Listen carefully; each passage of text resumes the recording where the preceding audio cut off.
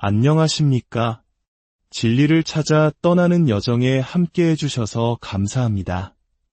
오늘 우리의 이야기가 여러분의 마음에 깊은 울림을 주고 믿음의 여정에 작은 등불이 되기를 소망합니다.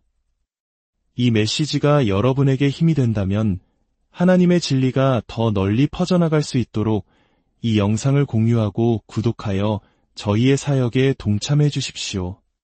여러분의 작은 행동 하나하나가 누군가에게는 큰 축복이 될 것입니다. 이 채널을 통해 함께 하시는 모든 분들의 삶에 하나님의 평강이 가득하기를 기도합니다. 오늘날 우리가 살아가는 세상은 어떻습니까? 수많은 가치관이 충돌하고 무엇이 옳고 그른지에 대한 기준이 송두리째 흔들리고 있습니다. 마치 방향을 잃은 배처럼 우리 사회는 거친 풍랑 속에서 표류하는 듯 보입니다. 동성결혼, 성정체성 문제, 낙태, 인종 갈등, 이러한 문제들은 왜 끊임없이 우리를 혼란스럽게 만드는 것일까요? 우리는 종종 이러한 문제들을 개별적인 현상으로 보고 그때그때 해결책을 찾으려 했습니다. 하지만 이는 마치 나무에 병든 가지만을 쳐내는 것과 같습니다. 진짜 문제는 보이지 않는 깊은 곳, 바로 그 뿌리에 있습니다. 오늘 우리는 이 모든 혼란의 근원을 파헤치고 흔들리지 않는 진리의 반석 위에 우리의 믿음을 다시 세우는 시간을 갖고자 합니다. 이 여정은 아주 오래전 인류의 시작점에서부터 출발합니다. 바로 에덴 동산입니다. 하나님께서는 아담에게 선악을 알게 하는 나무의 열매를 먹지 말라고 명하셨습니다. 이는 하나님의 말씀에 순종하라는 명령이었습니다. 그러나 사탄이 다가와 이렇게 속삭였습니다. 하나님이 정말 그렇게 말씀하셨느냐? 이 질문 속에 모든 문제의 씨앗이 담겨 있습니다. 하나님의 말씀을 의심하라. 너 자신이 하나님의 자리에 앉아 선과 악을 판단하라. 이것이 바로 사탄의 유혹이었습니다. 인간의 말을 하나님의 말씀보다 위에 두라는 것입니다. 결국 아담과 하와는 그 유혹에 넘어갔고 그때부터 인류의 역사에는 끝없는 싸움이 시작되었습니다. 바로 하나님의 말씀과 사람의 말 사이의 영적 전쟁입니다. 우리가 오늘날 목격하는 사회의 모든 혼란은 바로 이 6000년 된 영적 전쟁의 연장선에 있습니다. 동성결혼, 수십 가지 성별이 있다는 주장, 생명을 가볍게 여기는 낙태 문제, 서로를 미워하는 인종 갈등. 이 모든 것은 사실 하나의 뿌리에서 뻗어나온 다른 모습의 가지들일 뿐입니다. 그 뿌리는 바로 인간의 생각을 하나님의 말씀보다 우위에 두는 교만한 마음입니다. 한때 서구 사회, 그리고 그 영향을 받은 우리 사회에도 기독교적 가치관이 깊이 스며들어 있었습니다. 하나님을 믿지 않는 사람들조차도 결혼은 한 남자와 한 여자의 결합이며 성별은 남성과 여성 둘뿐이고 낙태는 생명을 해치는 잘못된 일이라는 보편적인 윤리의식을 가지고 있었습니다. 이는 성경이 사회의 도덕적 기초 역할을 했기 때문입니다. 하지만 언제부터인가 이 기초가 무너지기 시작했습니다.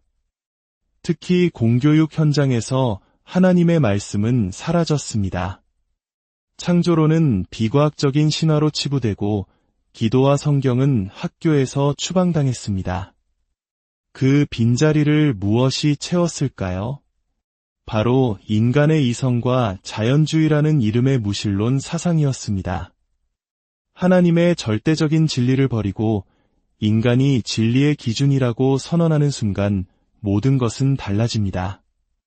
절대적인 선과 악이 사라지고 모든 것이 주관적인 판단에 맡겨지는 도덕적 상대주의의 시대가 열린 것입니다.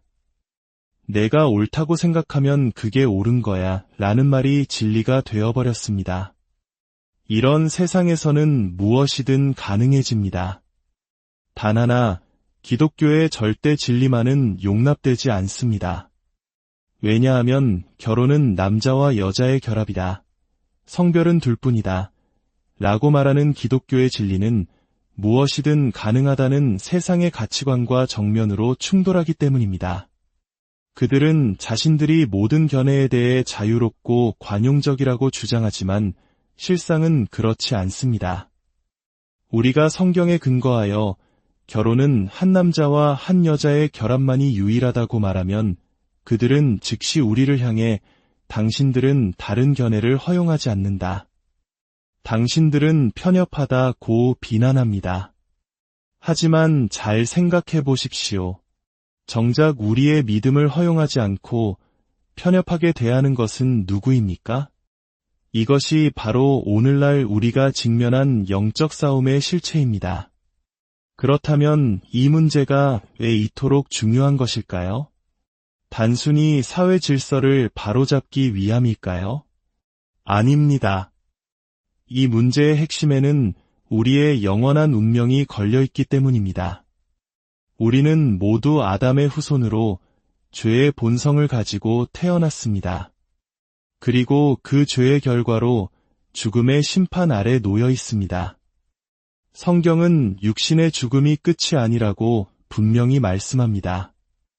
예수 그리스도를 믿고 구원받은 자는 하나님과 함께 영원한 생명을 누리지만 그렇지 않은 자는 하나님으로부터 영원히 분리되는 둘째 사망, 즉 지옥의 형벌을 받게 됩니다. 우리가 이 진리를 위해 싸우는 궁극적인 이유는 한 영혼이라도 더 구원하여 그들이 하나님으로부터 영원히 버림받는 것을 막기 위함입니다. 사람들을 진정한 생명의 길로 인도하기 위함입니다. 많은 사람들이 문제의 해결책을 잘못 찾고 있습니다. 동성 결혼 대신 전통적 결혼을, 낙태 대신 생명 존중을, 성별 혼란 대신 남녀 구분을 주장하는 것만이 궁극적인 해결책이라고 생각합니다. 물론 이것들은 옳은 방향입니다. 하지만 이것들은 해결책 그 자체가 아니라 진정한 해결책에서 비롯되는 결과입니다. 궁극적인 해결책은 오직 하나, 바로 하나님의 말씀과 그 말씀이 선포하는 구원의 복음으로 돌아가는 것입니다. 우리가 창세기에서부터 하나님의 말씀을 우리의 생각과 삶의 기초로 삼을 때 비로소 모든 것이 제자리를 찾게 됩니다. 창세기 1장과 2장은 성별이 남성과 여성, 단 2가지만 있음을 명확히 보여줍니다. 또한 하나님께서 직접 흙으로 남자를 지으시고 그의 갈빗대로 여자를 만드시어 최초의 가정을 이루게 하신 이야기는 결혼 제도가 인간이나 사회가 만든 것이 아니라 하나님께서 직접 제정하신 신성한 것임을 알려줍니다. 이처럼 창세기 1장부터 11장까지는 우리 기독교 신앙의 모든 교리가 시작되는 대단히 중요한 기초입니다. 왜 세상에 죽음과 고통이 존재하는가? 창세기가 그 답을 줍니다. 죄란 무엇인가? 창세기가 그 기원을 설명합니다. 예수님께서 왜 십자가에서 죽으셔야만 했는가? 첫사람 아담의 실패를 설명하는 창세기를 이해해야만 마지막 아담으로 오신 예수님의 구원 사역을 온전히 깨달을 수 있습니다. 우리가 왜 옷을 입는가? 왜 일주일은 7일인가? 이 모든 질문의 답이 창세기 1장에서 11장 안에 담겨 있습니다. 만약 이 기초가 흔들리면 그 위에 세워진 모든 신앙체계는 힘없이 무너질 수밖에 없습니다. 이것이 오늘날 많은 교회가 세상의 풍조에 휩쓸리고 심지어 동성애나 비성경적인 사상에 대해 타협적인 태도를 보이는 이유입니다. 교회의 지도자들부터가 창세기의 역사를 실제 있었던 사실로 가르치지 않고 수백만 년의 진화론과 같은 세상의 이론들을 성경에 섞어 넣으려 했기 때문입니다. 창세기를 의심해도 된다는 문을 조금 열어준 순간 결국 성경의 다른 모든 부분도 인간의 생각으로 판단하고 재단하게 되는 것입니다. 최근 한 통계는 매우 충격적인 현실을 보여줍니다. 자녀를 둔 기독교인 부모 중 성경적 세계관을 가지고 자녀를 양육하는 부모는 고작 4%에 불과하다고 합니다. 이는 우리 자녀들이 교회 안에서조차 제대로 된 진리를 배우지 못하고 있다는 뜻입니다. 마치 영적 기근의 시대와 같습니다. 사랑하는 부모님들, 우리 자녀들에게 무엇을 가르쳐야 할까요? 가장 중요한 것은 두 가지입니다. 첫째, 기초부터 생각하는 법을 가르쳐야 합니다. 모든 문제의 답을 세상의 지식이 아닌 하나님의 말씀에서부터 찾는 훈련을 시켜야 합니다. 둘째, 변증학을 가르쳐야 합니다. 변증학이란 우리 기독교 신앙을 논리적으로 변호하고 설명하는 것입니다. 세상이 던지는 수많은 회의적인 질문들에 대해 성경적인 답변을 제시할 수 있도록 우리 자녀들을 무장시켜야 합니다.